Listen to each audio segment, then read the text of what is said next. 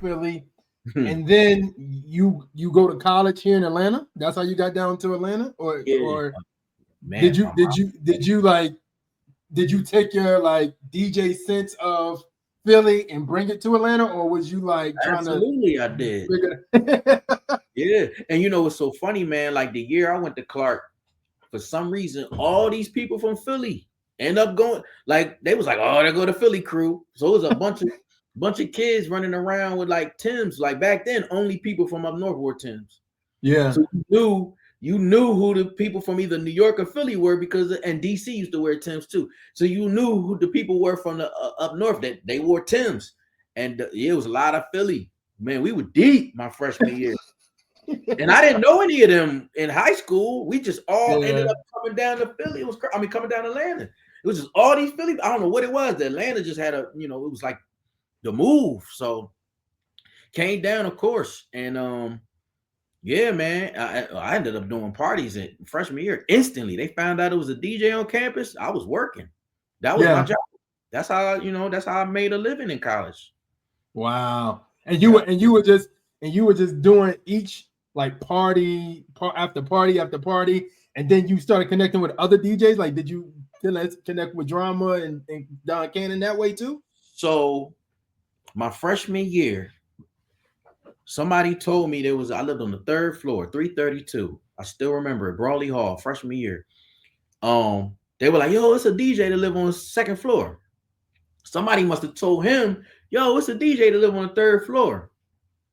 So this dude comes up, knocks on my door. I answer the door. He like, yo, what's up, man? You a DJ? I said, yeah. He just walks in my dorm, sees that I have tables. He just start. He like, oh, you got a setup? He go, start trying to be DJ GQ from Juice. All trying to do. I'm like, oh, okay, yeah, all right, that's what's up. My best friend was in the room with me. Because we just moved into the dorms. It was like the kids all move in. Yeah. So he looking at me like, yo, he's gonna let him come on your tables and just do your equipment like that. I get on, I start doing my thing, right? My best friend was like, yo, I ain't never heard you scratch like that. I don't know what came out of you. So then dude, he looked at me like, oh, all right, yeah. Like it was like oh, I see you. Drama. DJ Drama. Yup, 18 years old. And then that's how we formed our friendship. He was like really into like all the he was a hip hop head. Like wow. He had all the old school hip hop tapes, Wild Style and Beat Street and all the classic hip hop VH. He was a VHS head. He had all the kung fu movies and all the old school hip hop documentaries. Hip hop. This dude was a walking hip hop head, and I was like, yo, this dude is very interesting. He was, Dron used to have these long dreads. He used to wear this big crown. Like, you know what I mean? He used to wear this big crown. He was like a super backpack hip hop head. And he just was an interesting dude, man. And then I was like, yo, this dude, man. Like, so he was like, yo, you want to come see the tapes? And I just come to his room and we just watched the movies and stuff. He was like, man, you want to go let's go to the record store on some DJ stuff. We go to the record store on Saturdays. Earwax. Shout out my man Jazz. We go get on the MARTA train from Clark and take the MARTA train up Peachtree and then go just go buy records on a Saturday, man, at 18. And he was really into hip hop culture. I was more like a party, swaggy I just wanted to rock the party. He was into battling, mixtapes. He was all that hip hop stuff. So I learned all of that from him. I was more swaggy, party, Philly, that was. And then so when we started doing parties together, the chemistry was crazy because we brought both of those elements to the table. So we started like looking out for each other and doing parties together. Like, yo, I got a gig, come on. And me and him splitting $150, but we were 18 years old. Yeah. Like he called me like, yo. So I would go on to he was real heavy on the underground hip hop scene. So I go with him and just learn and immerse myself in the underground hip hop scene. And then I was doing all the like flashy type of party stuff. And I'd be like, come on. And then we would just blend it, you know. Wow. And then, you know, at 18 years old, he was hustling mixtapes at 18 years old on campus.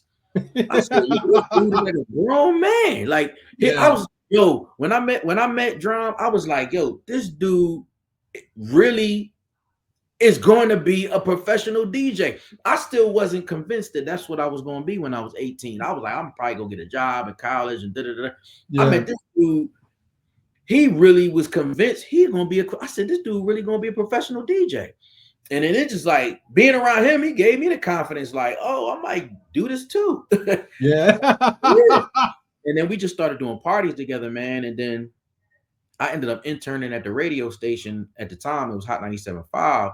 Yeah. So then I meet this dude, and he's a radio personality, and he like, yo, man, I got this record, man, this independent record, man, and I got a little opportunity to spend on like the little Memorial Weekend joint because I was an intern, and it was like 3 a.m, so he come up to me, which I thought was crazy. I was like, oh, you kind of this little I was the little intern DJ. I wasn't like it was DJ Abs and Empress Cersei and DJ Mars, and in Atlanta they were like the cream of the crop. I'm just a little intern, come on 3 a.m. They gave me a little opportunity. He came up to me, was like, yo, and then they were all supporting him. That every DJ was playing him. Chris Lover, known as Ludacris. And he was like, yo, I'm gonna give you my record. It was What's Your Fantasy, independent. Wow. On the east side, it was called Game Got Switched, produced by Rico Wade. I still got that. If you look at my record collection, ain't nothing changing. Ain't nothing changing. It's in here somewhere. I gotta find it. And it's Ludacris on there. He's like, yo, 2 DJs. He's like Sense, 4 DJ Sense, Luda. But he was Chris Lover. And then I just watched him, and I was like, yo, this dude gonna blow up, man. Like he just he just knew who he was at 18 years old. Well, no, around that time I was like 2021. So because I was like a senior in college. So I was like, yo, this dude knew who, man. I was like, this dude gonna blow up, man. When he got that deal with Def Jam, all that, I said, I knew it. And then it was crazy because I would intern, like sometimes I was an intern for his show, right? Oh wow. Yeah. When he would do like little live, like him and Poon, shout out Poon, they would do like live remotes and stuff, and I would be assigned to their remote. I would like help them. Yeah. And I thought it was dope because he would shout me out like an equal. You know what I mean? He was like, wow. Little Poon Daddy and DJ Sense in the building. Da-da-da-da. He wouldn't treat me like a, and I was running to go get his headphones at Radio Shack. Like but he would shout me out like an equal. You know what I'm saying? And man. And I just remember just moments like that. And that's how I met Lil Jon. And he used to come up there with Empress Cersei, and I was Cersei's intern. And man. Yeah. Wow. That's fascinating. It's so funny. I know of somebody that was telling me Ludacris stories because he's like really close to Ludacris. And in the stories he would tell me is same ways like that. Like was you his intern when him and Ryan was doing the show together, or was it just I came back? I was after that. Okay. By the time I came, he was already an evening dude, Chris Lover and Poon Daddy. They was already Got you. Okay. Okay, that's crazy, man. That's an amazing story, man. And then going from that, was you going after that, you started being a tour DJ for Lil Jon, or was you like doing stuff? The Lil Jon didn't happen until 2016. Oh wow. But that's when I met Jon. Oh, got you. I met Jon being an intern for Cersei, who was his business partner with BME Click. Got you. Percy was the afternoon personality. Yeah. And I was his intern. I answered the phone for him. How 975 was your request? You get what I'm saying? Yeah. Oh, I want to hear you know what I mean? So Lil Jon would come up there. They had he would come up there as like one of his co-hosts, like on Tuesdays. Him and like John would come up there and John would mix. You know what I mean? Cause and so I heard. I mean, he's nice on the tables. I heard he's like extremely dope nice. Yeah. Yeah. Yeah, he's crazy. And that's how I met John. And it's funny. Gotcha. It's funny because that's what created the birth of that drop, Gangsta Grillz. You know what I'm talking about? Yeah, of course. Because I told Drum I was interning. So then like me and Drum, like my senior year, Drum was already out.